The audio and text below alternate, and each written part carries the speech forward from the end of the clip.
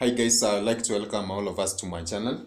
So today we are going to look at one of the ways in which we can be able to achieve alcohols. In our previous two videos, we have looked at different ways in which we can be able to achieve alcohols as a product, of course, through the reaction of what we refer to carbonyl compounds. And that entailed the concept of what we refer to as a Grignard's reagent, together with what we refer to as hydronium ion. Now, in this case, of course, we're going to look at a different way in which we're going to achieve this specific product for alcohols.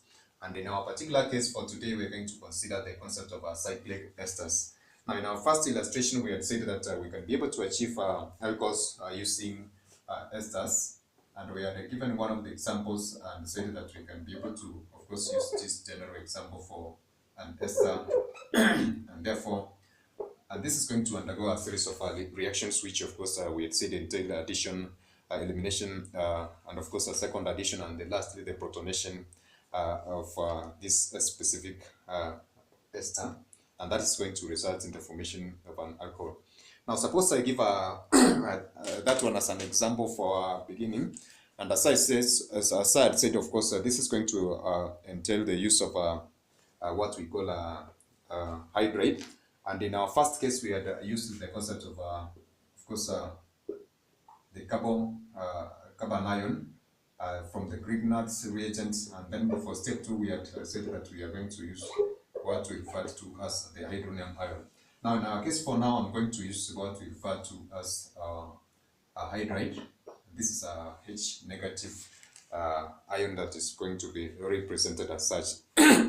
Now, this is going to undergo a series of mechanisms or step-by-step-wise reactions, which are going to result in the formation of a final product. Now, in this case, this is going to react with this carbon at this specific point.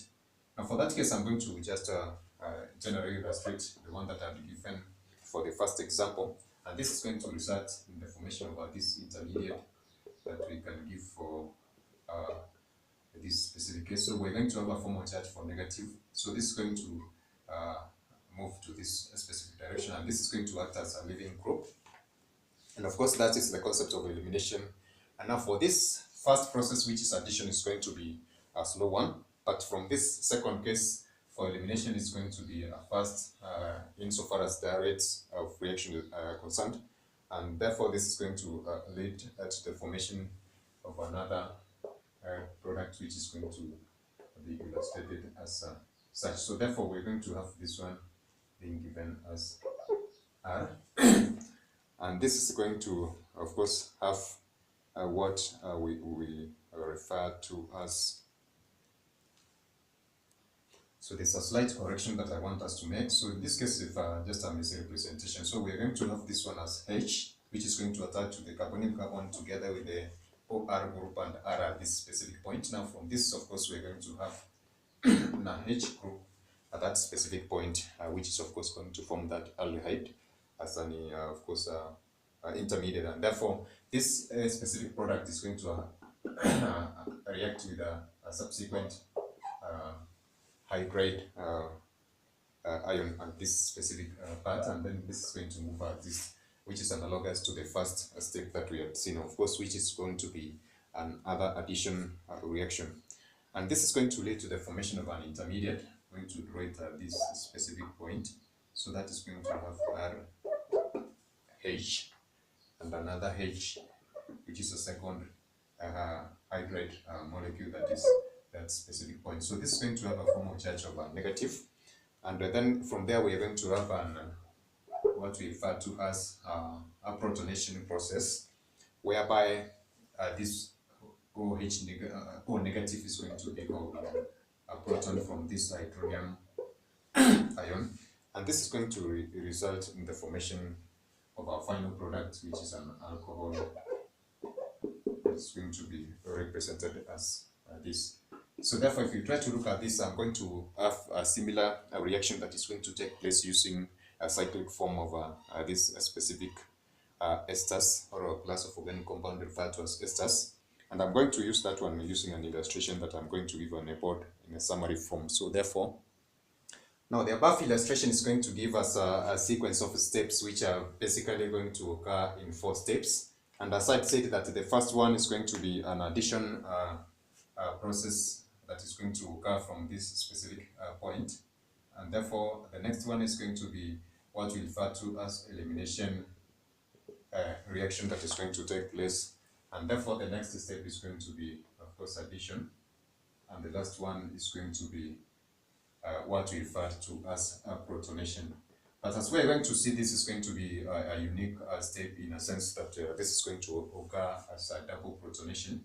Therefore, I'm going to represent it using those two specific arrows which are indicating that formation of a product as such. So therefore, if you try to look at a reaction mechanism and try to compare it with the first one that we had illustrated for the general representation for, of course, a cyclic form of an ester. For this cyclic forms, therefore, we are going to have this hydride molecule, of course, hydride ion, which is going to attack this specific point, and this is going to move to that O group. And therefore, this is going to result in the formation of this intermediate, which is going to have a negative that specific point. And there's going to be an arrangement whereby we're going to have that one, and this is going to, of course, move to this specific O group. And in this case, we're going to have what we refer to as an elimination reaction, whereby we're going to have this one represented as this specific product. Now, in this case, this O group is going to have a negative charge that is being given as that, and therefore we are going to have another rearrangement that is going to result in the formation of this acyclic form, of course, from this cyclic group, whereby this bond that is being formed for the cyclic compound is going to be broken. Therefore, we're going to have this negative charge at that specific point. And then the next addition reaction is going to also to entail a hydride that is going to, of course, react with this carbonyl carbon at this specific point. And this is, of course, going to move to that point. And this is going to result in the formation of an intermediate with a negative charge at this specific point. And also, we're going to have two specific places whereby we are going to have this O negative and then this subsequent O negative at this specific point. Therefore, if we are going to have that one, then therefore we're going to have two hydronium ions reacting simultaneously for this specific part for donation of as a proton, whereby this is going to pick a proton from this particular molecule and this, of course, ion, and this particular ion to result in the formation of a final product. So in this specific case, this is going to characterize the reaction between esters, of course, and these reagents in order to form a final product, which is an alcohol. And that is one of the ways in which we can be able to achieve alcohol formation from esters as part of our organic synthesis for alcohols using cyclic and acyclic forms that we have, of course, looked at in our previous videos. So catch us in our other videos that we're going to look at other examples. Of course, I presume that that's going to form a last bit of it. And I've looked at, of course, these specific reactions in conjunction with the reagents which are being used, of course, which I've mentioned for the Culinar's reagent. And in one of our videos, I've discussed the concept of what we call sodium borohydride, or lithium borohydrates, and some of the lithium aluminum. So this lithium aluminum hydride, and of course, given the limitation for each and each of these specific reagents and their preferences, of course, in trying to deal with organic reactions. So in this case, I've mentioned the concept of a hydride, and this is going to be, of course, a derivative from this specific two reagents, whereby we're going to have a function that is going to be a hydride, an ion being involved in this specific case. So in this particular case, as I've used the concept of a negative, so therefore this derivative of hydride is going to come from this specific reagent that I've given on the board as such.